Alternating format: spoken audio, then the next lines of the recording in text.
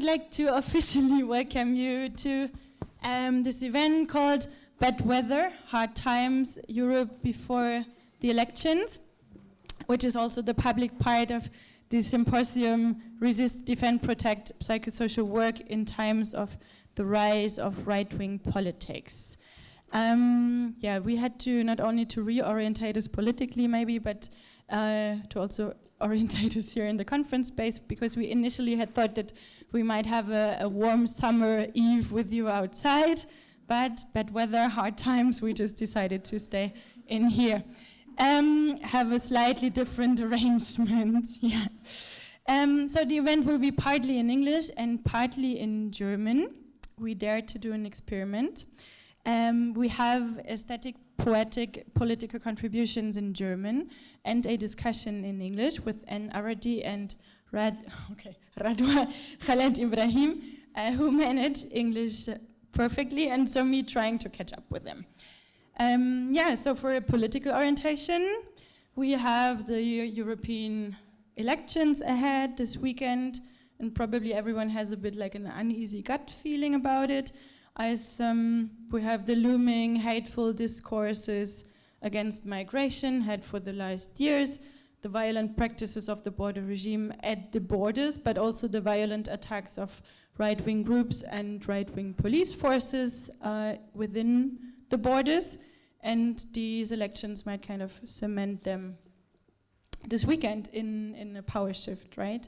So that might provoke anger, sadness. It does not really create feelings of hope.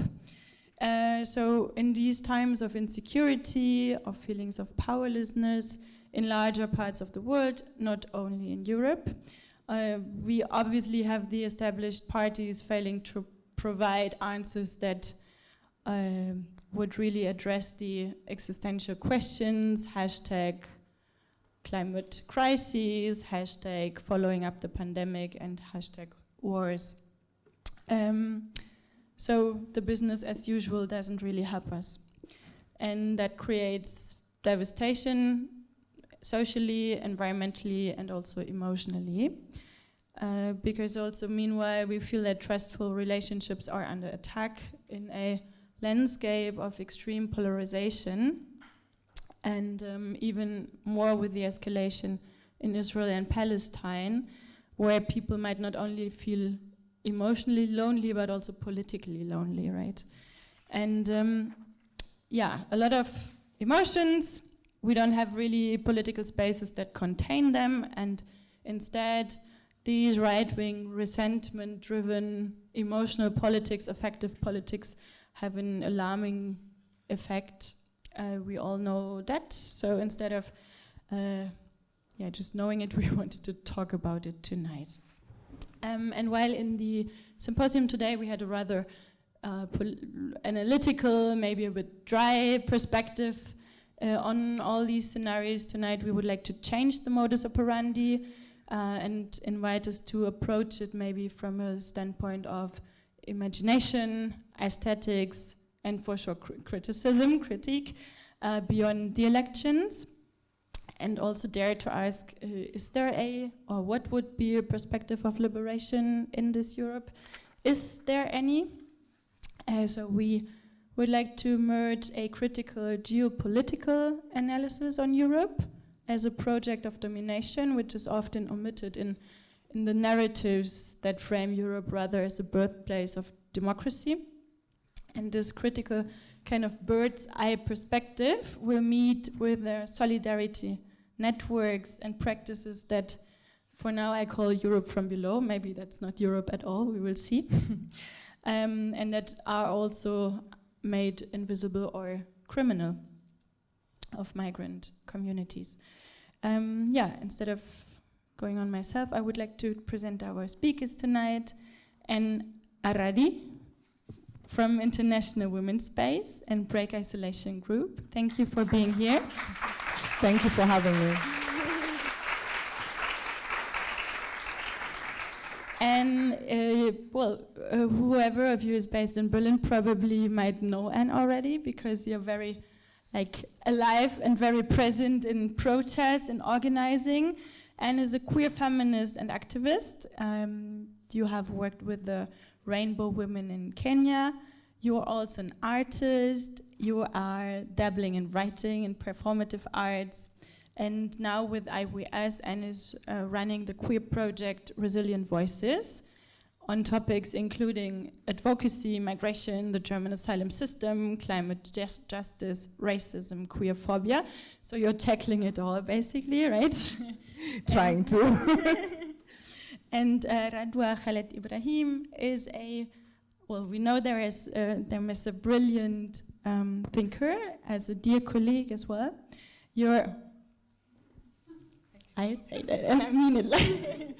And Radwa is responsible for transformative aid and emergency relief at the Political Communication Department of Medico International. As a feminist and scholar of political sciences, she works, among other things, on the effects and causes of multiple global crises, processes of transnational transformation, and the possibility or impossibility of a feminist foreign policy. So thank you very much for being part of this experiment. I would like to ask you for a critical approach to the project of Europe, to its history. How would you describe this kind of modern European project? Thank you very much for the invitation, and also thank you, Ken, for this great introduction. I think we will come back to it quite often this evening, because you said all the steps actually of thinking this project through. But let's begin with what you also described, Jule, and cited from Ken, das Bild für ein Bild für etwas ganz anderes. So the image of something completely different. There are many different Europes, and I think Anne also will go deeper into this question of what different aspects of Europe there is and different actors there are. But let's go to this project first. What is this project of Europe? How can we narrate it? And there's, of course, and I'm not speaking about it in a kind of representational perspective, but rather how can we understand what is today being contested or spoken about or in election now. So basically this hegemonic project, this project that is supposed to be quote unquote even protected. So the project of Europe, or the European project, is basically an articulation of the ideas of the modernity that came from the Enlightenment as an era that in which a lot of the questions of rights, the questions of how to kind of understand and live through the coming ages and so on have been written down, have been thought of. But the point is that it's not quite a coincidence that the age of Enlightenment was also the age of colonization.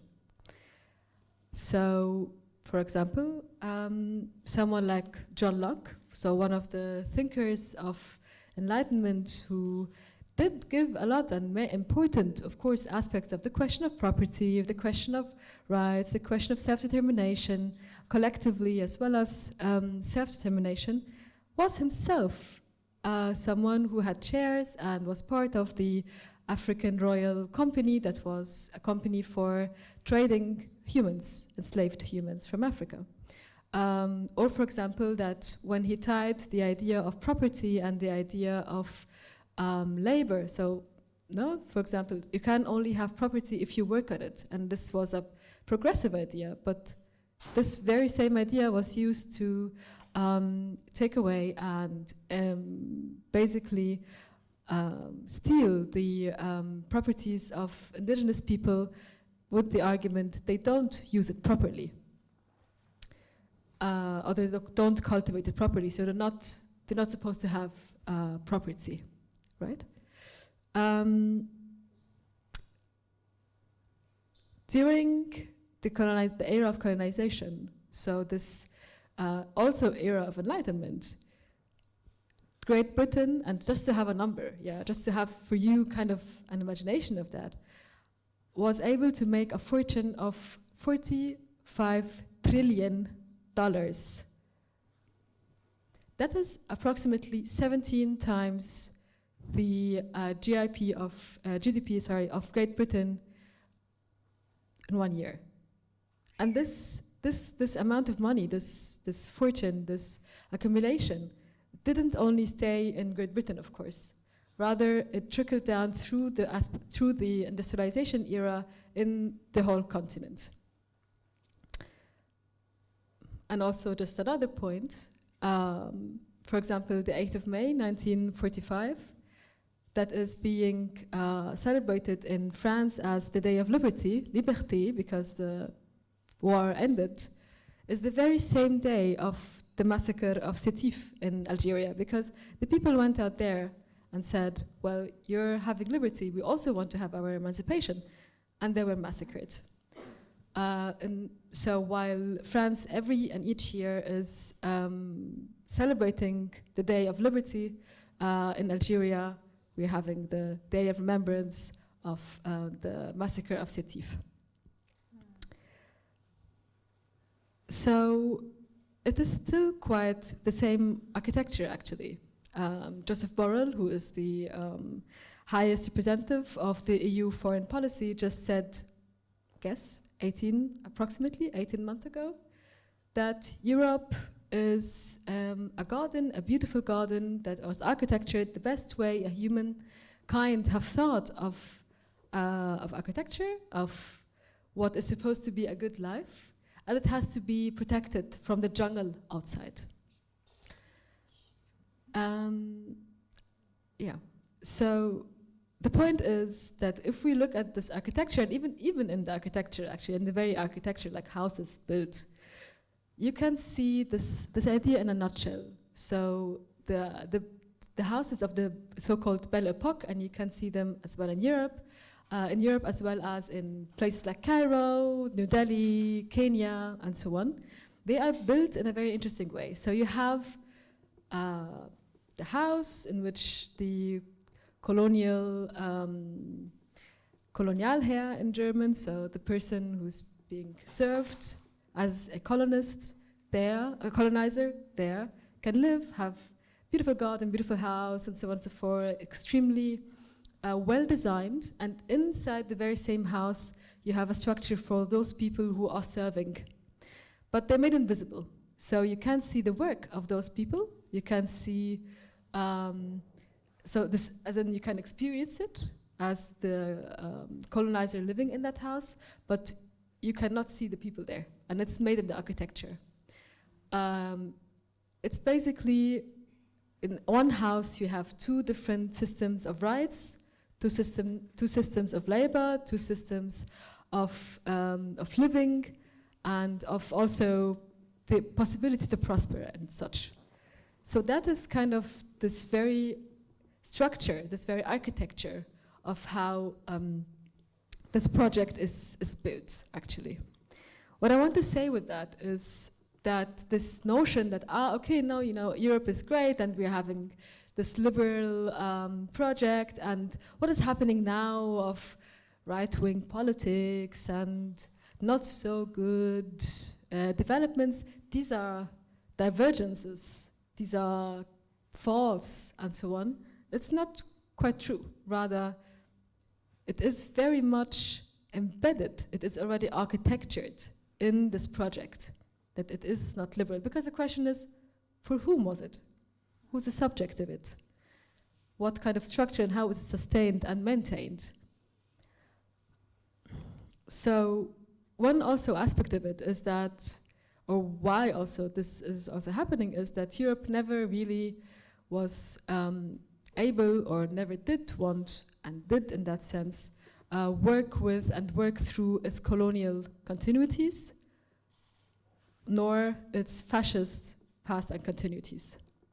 So what we're seeing is basically, it worked through it, but not from the premise of how to be or how to become a member of the world, and basically transformative and emancipatory perspective, but rather how to continue doing what we're doing and to prosper the way that this was always prospering while maintaining a form of moral capacity to go through in the world.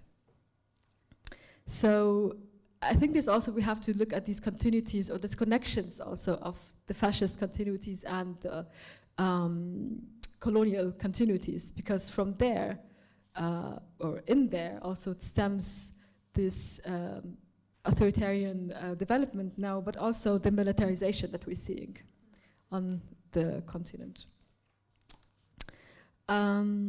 So to the outside, or in front of this multiple crises globally, what Europe tried to do was to proceed the way it has always been able to proceed. So just to give an example, in front of the climate crisis, what was the answer?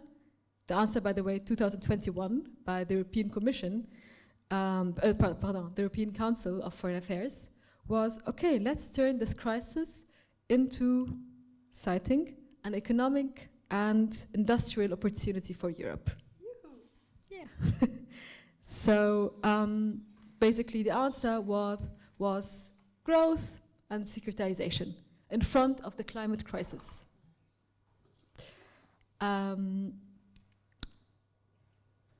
However, the world is changing around Europe, right? So we are speaking about because you were speaking about geopolitics and how to kind of understand that, we're speaking about a possible multipolar world order, shifts in powers, political but also economic, and the imperial arrogance of Europe, actually, because there's this interesting discourse also about like the return of geopolitics, but it was always been there, like the whole time. It just wasn't really taken seriously enough, and it was in that imperial arrogant mode, not really seen in what kind of potential it has, what is actually happening, who are the actors, how are they proceeding. So now what is happening is that Europe is declining in significance, both politically and economically. We see regional powers and ex-colonies having different options, possibilities to navigate differently, new alliances, and economical shifts, partly to China, but also partly to the US, and a form of, and the political discrepancies between what Europe is proclaiming and what Europe is actually doing, is getting it into more and more drifting away from world politics as an actor that is not only taken seriously, but has actually also an impact. So, because basically what Europe has been saying the whole time, and is again saying in every possible crisis that the world is going through, only some lives matter, and only some are worth saving. So this politics in these changed times of geopolitical shifts and economical transformations is not carrying anymore, basically. So what is the reaction of Europe right now? It's basically aid and violence, and that is culminating in absurdity. So on the one hand, or to put it really in one sentence, in one context, you drop aid and you deliver weapons, and this is defended by a feminist foreign minister. Well, if this is not absurd, I don't know what is. Maybe in the second round I come to a more, let's say, not positive, but what should have been done, or what could maybe be done? Okay. Thank you.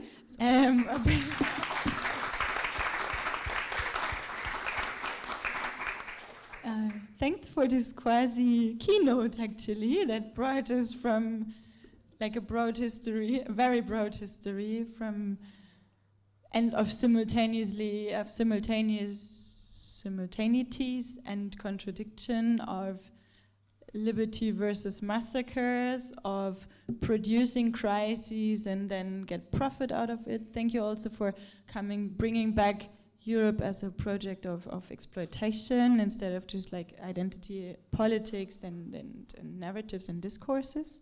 And I would like to ask you, because I mean, Radwa, you said like, okay, there is this so-called feminist foreign policy, which is dropping aid while sending weapons.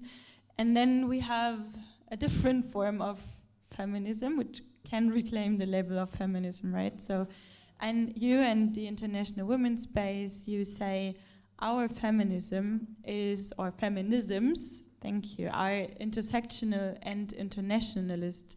We stand for resistance, representation, empowerment, and solidarity. And I think this is the solidarity against the Europe that Radwa just sketched so vividly. I wanted to ask you, what is the Europe that you know, and how do you counter it, basically?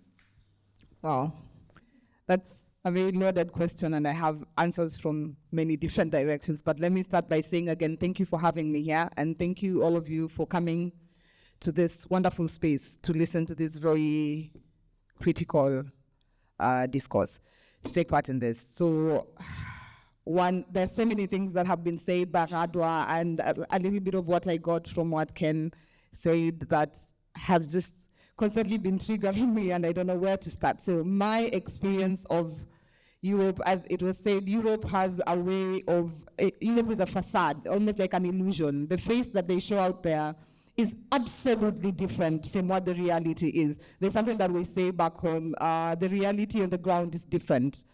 So I will share maybe a little bit about my experience as an asylum seeker and my experience of the migration, of the asylum migration system in Germany. I am from Kenya. I am a queer activist, and also happens that my status right now is I'm a refugee.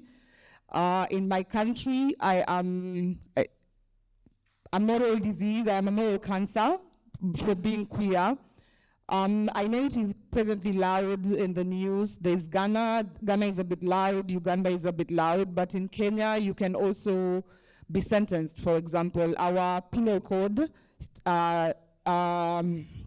stipulates that you can be sentenced from 7 to 14 years in jail for being part of the. Actually, what they say is being against the order of nature, having relations against the order of nature, which leaves it very ambiguous and open to interpretation. Anything that is unnatural, like in this case, I would say even oral sex is against the order of nature in this case, in that interpretation. So this also leaves it open such that community and the states can then use this to oppress us and violate our rights. But safe country, for those of us who are here since in the afternoon, safe countries were mentioned, yeah, as part of the common European asylum system. Kenya is one of those countries. It is not yet officially on this list because there are some countries that are there, Georgia, Moldova, and a few others. Ghana is one of the countries in Africa that are actually on this safe list. Yet Ghana now has a kill bill. It's just ridiculous. But anyway, so it was mentioned earlier, for example, if I was to show up, it's what I'm experiencing anyway, but I show up as a Kenyan, my country already disqualifies me. Whatever the case, it doesn't matter that I can be killed where I come from. It doesn't matter that because I am told I should be able to hide or whatever. But anyway, the fact that I am from Kenya disqualifies me from getting this protection in the first place. It doesn't matter what my story is. It doesn't matter what my circumstance is. That in itself. If I do manage to get into the system, then I do not have access because I know there's always the argument that, but we do provide for you. And you should be happy with the situation, you're here. Because I hear so many times, if you don't like it, just leave. You could always go back to your country, you can leave. But, and some say, we provide you with structures, there's the asylum system, you have protection, you have lagers, what the hell are you complaining about? It's better than living, I don't know, the idea is we're still living on trees in the forest. I don't even understand. The mentalities are just so fucked up. You will forgive my French today. I seem to say a lot of this. But yeah, anyway. So the asylum system is set up. But as it starts with the borders, and even within the borders, there's classification. There's classism. And so there are refugees who are better than others. As it is, and how the society tries to place us, someone like me of African descent is at the bottom, the fucking bottom of the barrel. I am not good enough as a refugee. And so even the few structures and systems that are supposed to be there in place to help, for example, integration, and so many of these things, I do not have access to them simply because of some of the positionality, be it brought about by the system, by the structures, by the power structures. So because the system, the architecture of the structures of the system, the migration system, the system here is informed by, patriarchy and racism and so many imperialism and so many other factors. I was discussing with my colleague earlier that we were talking a lot about freedom of movement and, migration, but we also fail sometimes to think about what informs this migration. Not everybody actually just wants to move. It's not about that only. It's not about the freedom to move from one place to another or migrate from one place to another. What informs this? And this is when we come to neocolonialism, imperialism, the fact that Europe still has a large influence on the global south. We fail to talk about this. We are blinded. We don't see beyond this. We don't see that climate change informs movement, that informs that people are moving from one place to the other. It's not just, so the fact that my country is not war-stricken does not mean that there are not other factors. There are no other factors in place that lead to this. So anyway, it is not possible to exhaust everything, but I will try to look at a few things here. So the asylum system, for example, I want to mention lagers as well, because this was mentioned earlier. You saw a few photos of lagers in Greece, but there are also lagers here in Germany. Because I'm from Kenya, our asylum cases are processed in Brandenburg. So I am registered in the state of Brandenburg, and the main reception center is in Eisenhüttenstadt. I want to mention this slightly because I cannot do it exhaustively, but one of the biggest burdens that we face there is isolation. And it's isolation in many terms. I mean like spatial, geographically speaking. For example, the first time I went to Eisen, at some point I got a message on my phone saying, "Welcome to Poland." And I remember getting so freaked out. I'm like, oh my God, I do not understand German. Now I went to Poland, what the hell will happen to me, That is how close to the border and far away from Berlin it is.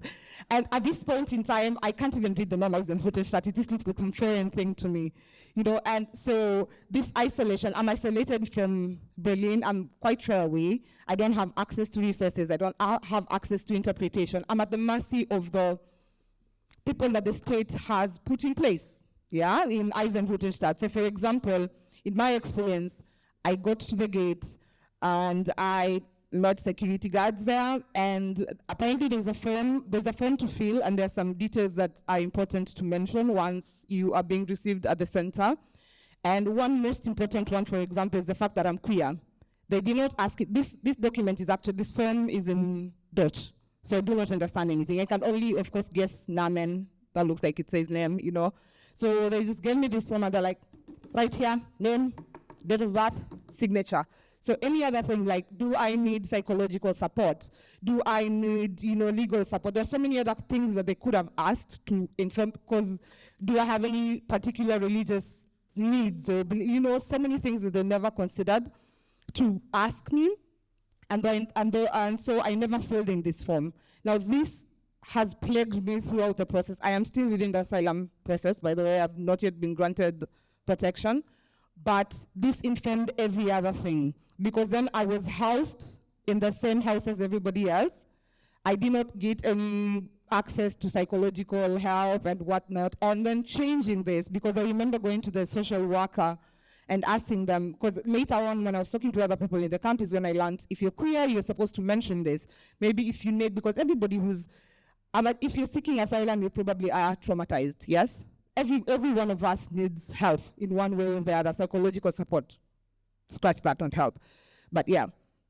So anyway, the fact when I was talking to other people is when I found out about this, and then I went to ask the social worker, and they told me, if you don't want to stay in Eisenhüttenstadt for long, just don't tell them you're queer.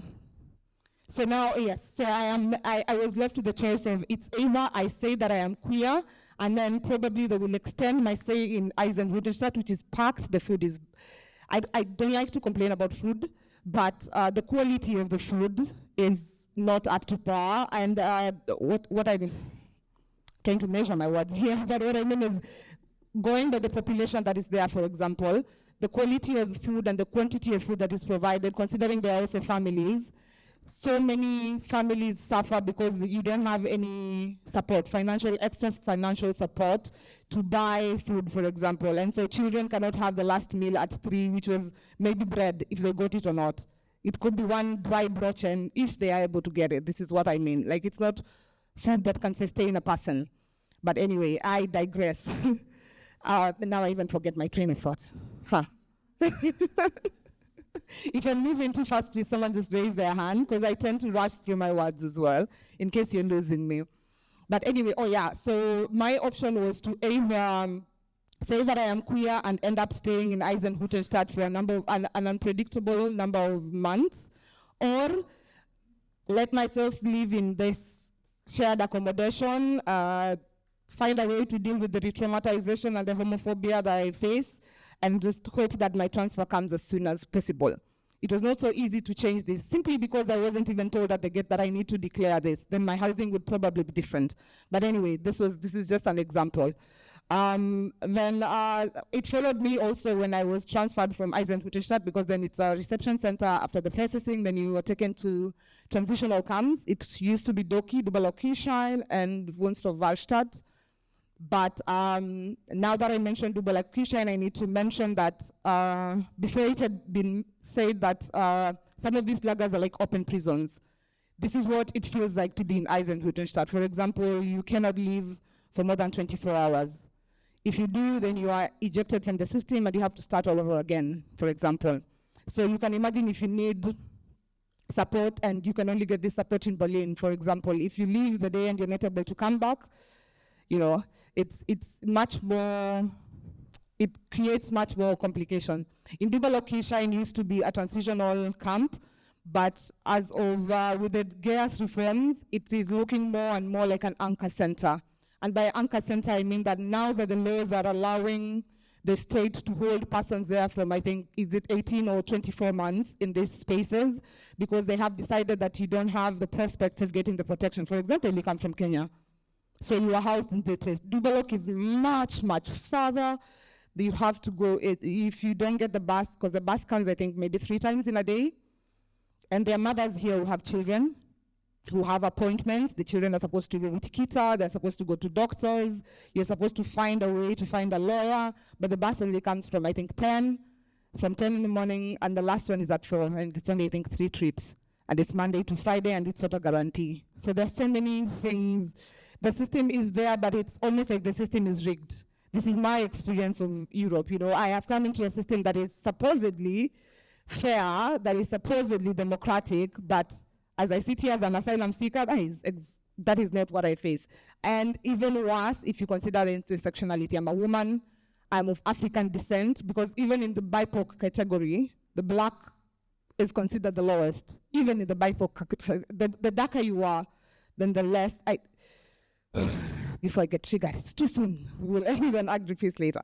Let me see one. So the system is rigged. There are many perceptions of who is a better refugee, who isn't a better refugee. And this was actually very evident when the war in Ukraine broke out and there were refugees that came here.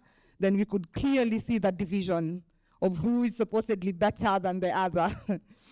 And let's see. Oh, so this is, I am feeling so oppressed on many levels, I don't even know where to speak. So anyway, this is a little bit of my experience as an asylum seeker, but how Europe also looks like, for me as an activist in this case, because many of us are here because maybe want to engage socially, politically, whatever, in whatever case to make changes. But for me, for example, and this had been mentioned earlier, I don't have the luxury of getting up and living. It's my life, it's my lived experience, but I'm also going the extra step of fighting to help free those who are also going through this. And when we say intersectional and internationalist, is even as I am sitting here and I experience the asylum system, I also do not forget the effects in the global south and the bigger fights across the globe, you know, like the war and the destabilization of governments. All of these things are weaved together. It's not just one thing, they're not separate. They are all interconnected. And so in my experience of Europe present with the rise in the far-right and whatnot, as an activist of color, it's even worse. I can't speak much. I am powerless, really. Powerlessness is what I feel. I am jaded. I am so freaking fed up, but then I can't just get up and leave because I like to say this. I never realized how black I was until I came to Germany. Because I get into the train and I'm like, did I forget my horns or something? What the fuck was so-and-so staring at me? And then I'm like, it's the color. I forgot about that. Every day I'm reminded at some point. It's not as common anymore. Rather, it's that I don't pay attention to it anymore so much, but the everyday racism gives me a totally different experience of Europe that is hard to put into words. I am reminded every day of how I am an Auslander. And even if I was born here, but this skin color, truth is, I still would be an Auslander. That is just the truth. Even someone who's been born here but has my skin color is still an Auslander, in one way or the other. Let this be the short piece so that we can continue. I hope I answered a little bit. Definitely. Thank you so much. And as promised, ask you, what is Europe losing by excluding these perspectives from below that are struggling, that are fighting, but that are also like bringing a wisdom, or could bring a wisdom to this exclusionary system? And I mean, the huge question is there a liberation? Is there, and I don't know if I should ask that question, is there a liberation? But what is Europe excluding and Is that for me or for Radwa? For whoever would like to go ahead. All right. And I've come to learn very harshly that Europe does what is best for it. It's very self-serving, as most systems are. And so in many cases, Europe tends to, in many spaces, and people tend to include refugees, for example, when it suits them. It's usually from an exploitative point of view most of the time. And I'm skeptical also when it comes to answering this because I don't have much of a choice or too much of a voice in Europe, except for the power I'm trying to take back myself. The system doesn't exactly put me in a position where I have much power, you know, and they try to render us powerless at least.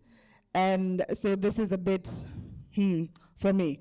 But yes, I would say that in my experience, even in times of when Europe tries to include our voices, it's usually in an exploitative manner. It usually would be maybe, there would be extractivism involved in it, maybe just coming to tell our stories and narrate them, because there's also from time immemorial the whole idea of changing narratives or controlling the narratives. And so in most cases, they control the narratives or try to. And in this case, whenever they come to us, it's just to extract the information that will look good on whatever journal or whatever publication, and not really going deeper into any of this, not really addressing any of these concerns, not really being concerned about any of these issues in the first place. So tokenism is also another one. You know, I have a black friend, or I have this, I am involved in climate change, therefore I'm doing something. I don't know whether to call it Urlaub kind of activism, you know, where you can just do it because you're in Urlaub. You know, it's my free time, I can do it and go take photos and stuff.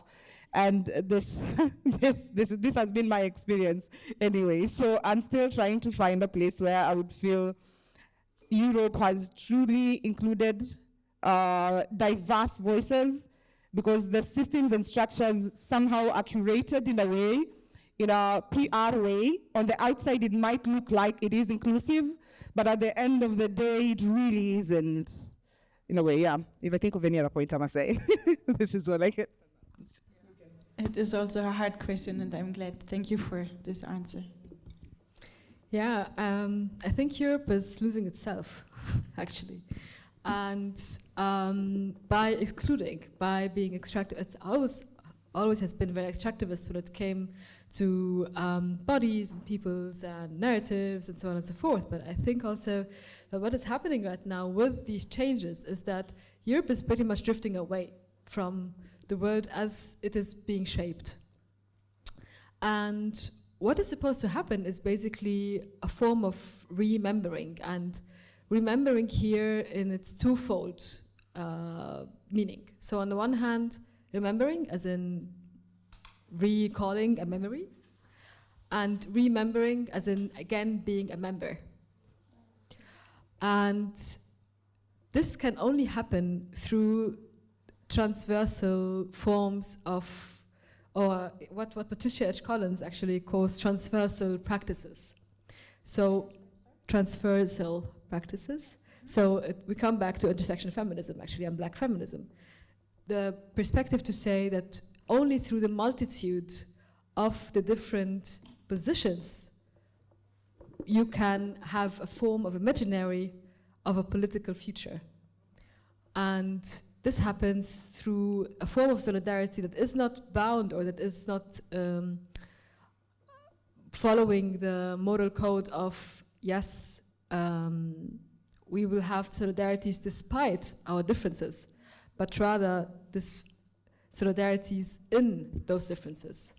Hence, solidarity as an actual practice that is the whole time being woven. There is no kind of definition for it. And I found it interesting, Temir, that you began with Aufklärung, with enlightenment, and then you ended with fascism, Faschismus, because when we see now how Europe is not only cracking down on it's very bad, actually, already quite bad, right of asylum, but also now the right of assembly, the right of expression, as you have also portrayed, Temir, in your contribution. You can only fight that by building coalitions, building alliances, building forms of knowledges, wisdoms, by trying to, and these are the transversal practices I'm speaking about, by being and holding up the spaces in which this can be still at least negotiated. So there is also this momentum, and this is, I really never thought that I would say that, but I think one needs to at least protect the liberal element of this continent, really, and at least that. I come from Egypt, by the way, and I've seen that film before, you know, this authoritarian kind of film, and it's not fun. So go vote, at least do that, no?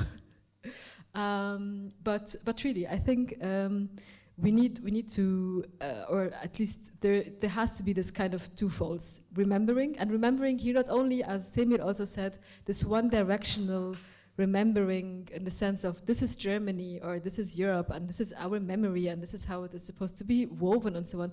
No, remembering as in the multitude of the memories of the subjects of the different backgrounds that are also here. And this is interesting also in the camps, for example, at universities right now. What they are trying to say is there is not only this German memory, there are many different German memories, and they need to be interwoven into this German memory to have actually different forms of navigating and of political imaginary, let's put it like that. So this, the remembering part and the remembering, as an, and again, a member, Europe has to understand that its imperialist days are over. Just bye. They're over. They are not politically as significant as they were anymore. They're not economically as significant as they were anymore. There are different powers, and if they want to at least sustain themselves, they need to be, again, a member in a world that is good for everyone and everything, and to move that. And this cannot happen only through the EU Commission, or, let's not get into that, but, well, you see the way. There are possible strategies, and all the emotions and feelings that come with that, but I'm not. May I have one sentence that I've remembered.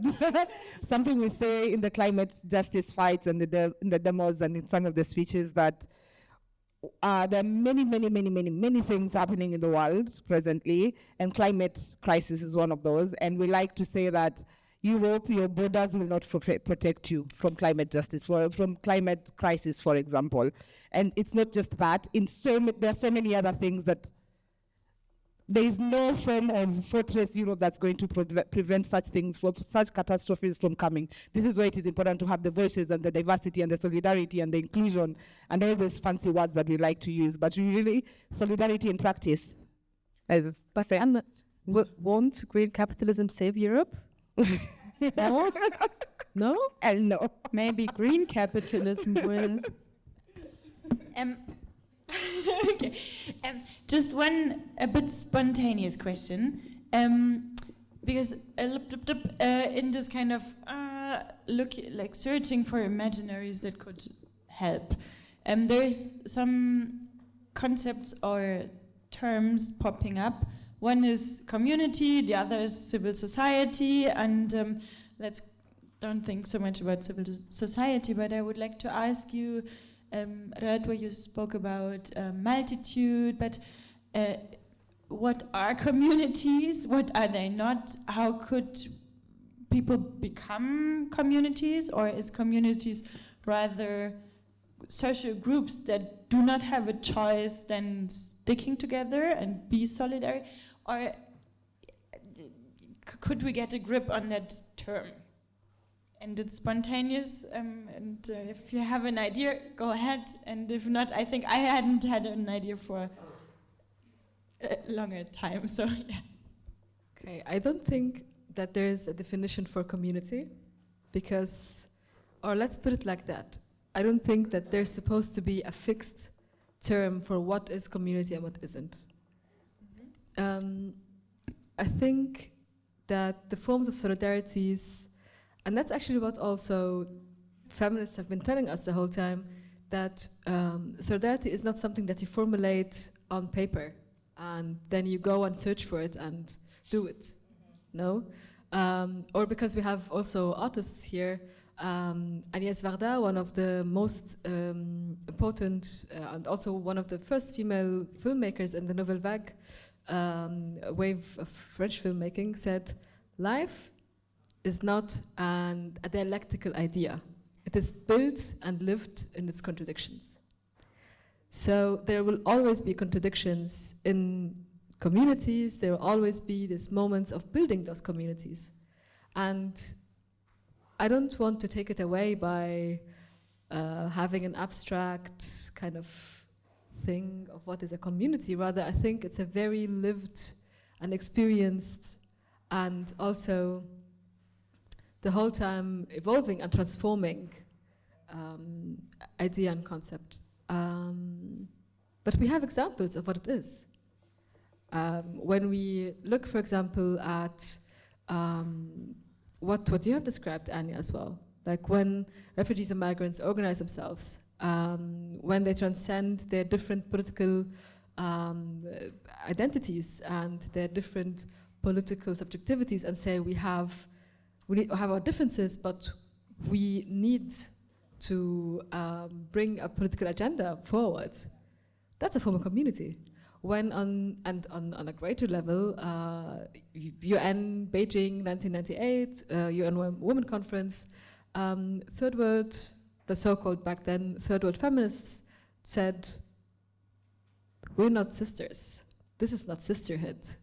to liberal white feminists and said, if you tell us what we're supposed to do under the name of womanhood and sisterhood, this is not our community, this is not sisterhood.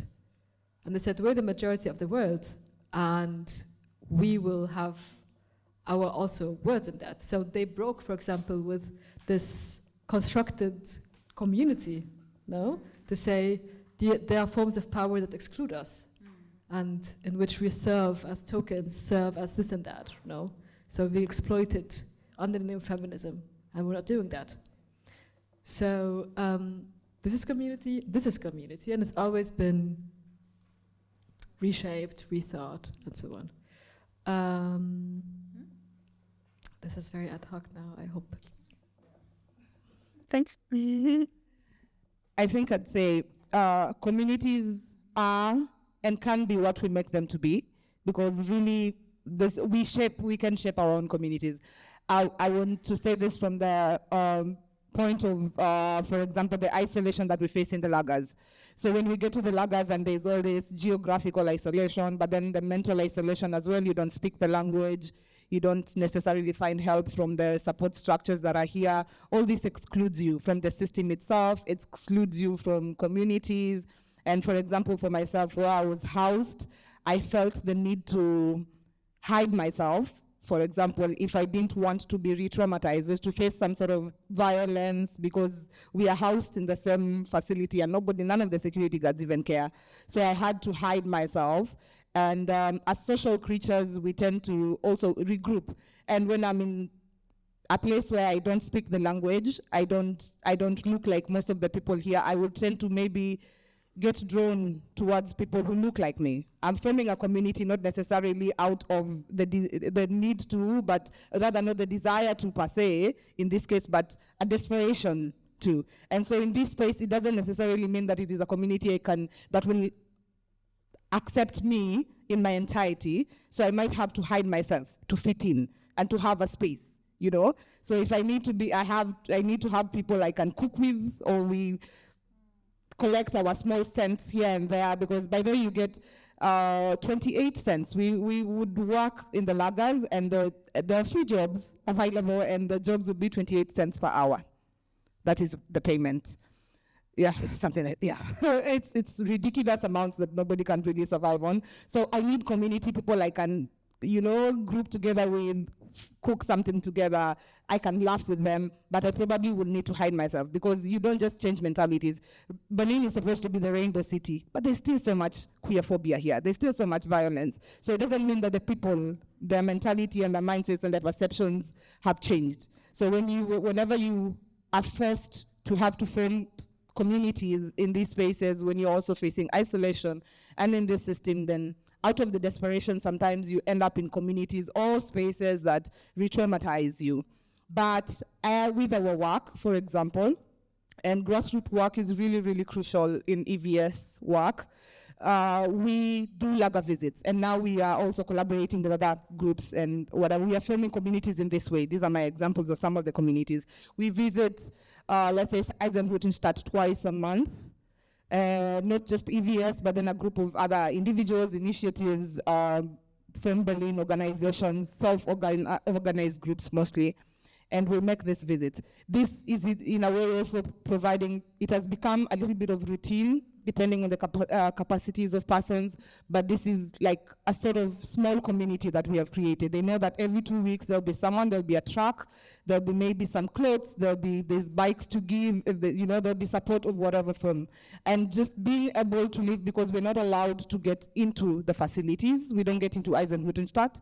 The regulation does not allow it. Rather, the management reserves the right. Olaf does not allow it. So most times, and I had mentioned earlier, people cannot live for more than 24 hours.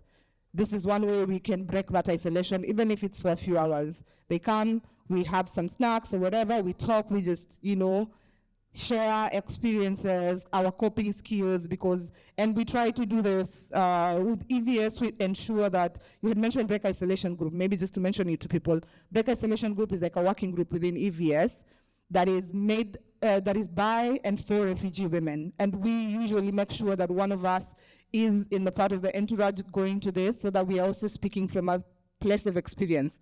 We're not coming to impose and imagine what they experience inside Eisen, but we're coming also from a place of, we were here before, we're here to hear what the challenges are right now, and this is how we maneuvered, blah, blah, blah. It's sort of, this is the peer-to-peer kind of work that we do. In a way, we create communities in this way, yeah?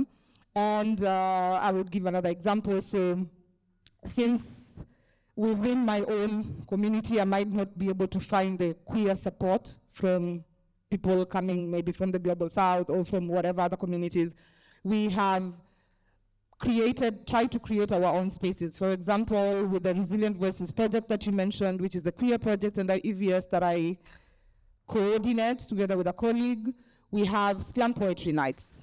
Because of the system the way it is currently, we are so repressed. There's so much we cannot say, or we are afraid to say. Even before the repression, by the way, the people who are usually in the camps cannot necessarily, they can't just, of course, come out of the camp and say, we are here, you know. When you're still in the system, you're kind of like, what are the repercussions? What are the things that the consequences that I could face? So many people don't speak, in many cases, sorry. So anyway. My bad. Sorry, my bad. Yeah, communities, so having a place, spaces and communities where we can go. Slam poetry is a place where we just go write, share our poems, our frustrations. It's a way to purge. You can cry, you can laugh, you can say all these things. Say it there, leave it there. You know, so creating such, it's not abstract, it's a very wide time, it can be ambiguous. Community, these are the spaces. Such smaller spaces offers community in different ways. So I tend to find, I've had to find support in different ways, in different spaces, from different communities, that then I've had to form some of this myself. Thank you. Yeah, thanks.